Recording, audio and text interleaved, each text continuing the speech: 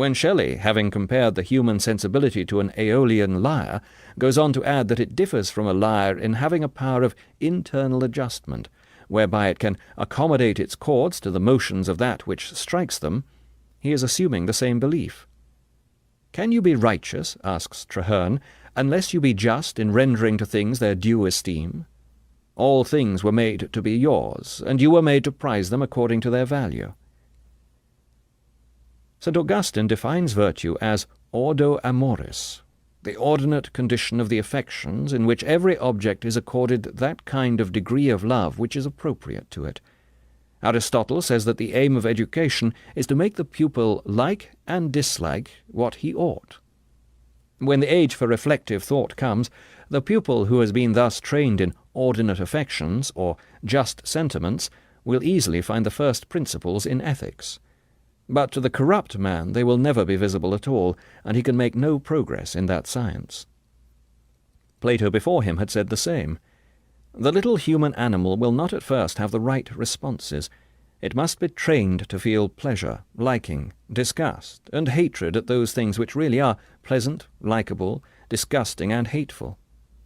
In the Republic, the well-nurtured youth is one who would see most clearly whatever was amiss in ill-made works of man or ill-grown works of nature, and with a just distaste would blame and hate the ugly even from his earliest years, and would give delighted praise to beauty, receiving it into his soul and being nourished by it, so that he becomes a man of gentle heart.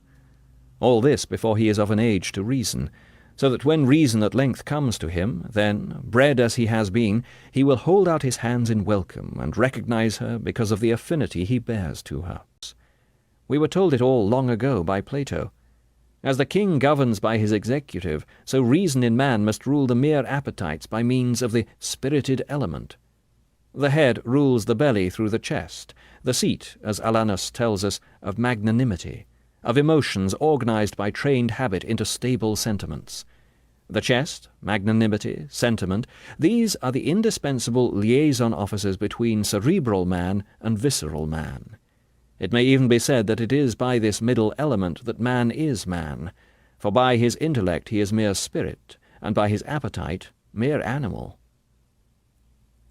The operation of the Green Book and its kind is to produce what may be called men without chests. It is an outrage that they should be commonly spoken of as intellectuals. This gives them the chance to say that he who attacks them attacks intelligence. It is not so.